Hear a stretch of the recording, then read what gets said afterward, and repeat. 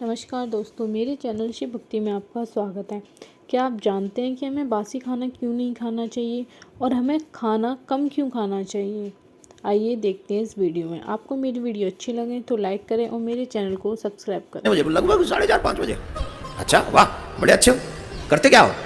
क्या करते हैं? सबसे पहले चाय ढूंढते हैं और चाय के संग बिस्किट ढूंढते हैं या कुछ रस वस कुछ मिल जाए वो ढूंढते हैं। काय के लिए उठे थे 4 बजे 5 बजे? काय के लिए उठे थे? ये चाय के लिए उठे थे? ये बिस्किट खाने के लिए उठे थे?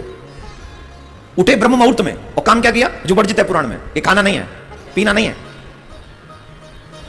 प्रातःकाल क्या करना चाहिए? रामचरितमानस से कहा है प्रातःकाल उठ के रघुनाथा माता पिता गुरु नावई माता। सबसे पहले क्या करें? बोले प्रणाम।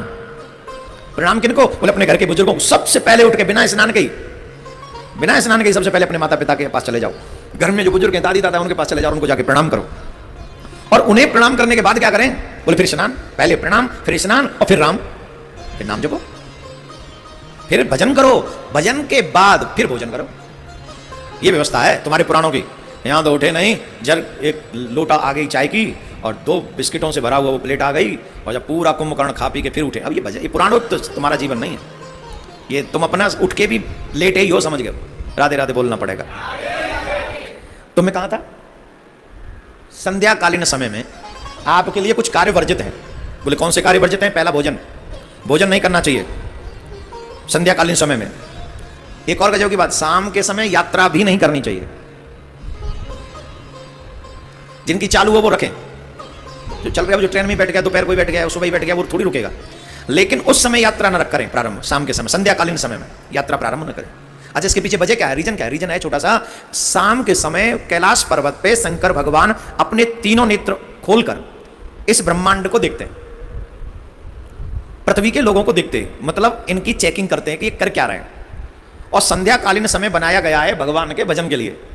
और यात्रा में मतलब कुछ कमाने जा रहा होगा, खाने का मतलब इसको वर्जित किया गया है। तो जब उस समय भगवान देखते हैं कि अभी भी संसारिक कार्यों में लगा है तो भगवान क्रोधित हो जाते हैं और उससे तुम्हारे सुकृत भी नष्ट होते हैं और तुम्हारे घर की शांति भी नष्ट होती है। भोजन नहीं करना चाहिए, सोना नहीं चाहिए, चाहे वो मॉर्निंग की संध्या हो या इवनिंग की, उसमें सोना नहीं चाहिए। उस संध्या में और इस संध्या में सोना नहीं। दूसरा, यात्रा नहीं करें। और सबसे अहम बात, स्त्री का संग न करें, स्त्री प्रसंग में लिप्त न रहें। स्त्री का संग मतलब ऐसा नहीं कि घर में है तो कीर्तन हो रहा है तो वो संग नहीं। जो पति पत्नी संतान उत्पन्न करने का प्रयास जो करते हैं वो संध्याकालीन समय में, चाहे वो मॉर्निंग किया, ये नहीं करना चाहिए। भोजन करेंगे तो पेट खराब हो जाएगा, शयन करोगे तो तुम्हारा भाग्य नष्ट हो जाएगा। इसके लिए संतान अच्छी हो, भाग्य सुंदर हो, तुम्हारी शरीर अच्छी रहे और तुम्हारा हर काम बनता रहे, इनके लिए कार्य वर्जित किए गए। संध्याकालीन समय में ये कार्य नहीं करना चाहिए। बोलो राधे राधे। कई हैं पर इनमें से आज मैं सिर्फ 5 ही बोलूंगा, शेष कल बोल दूंगा।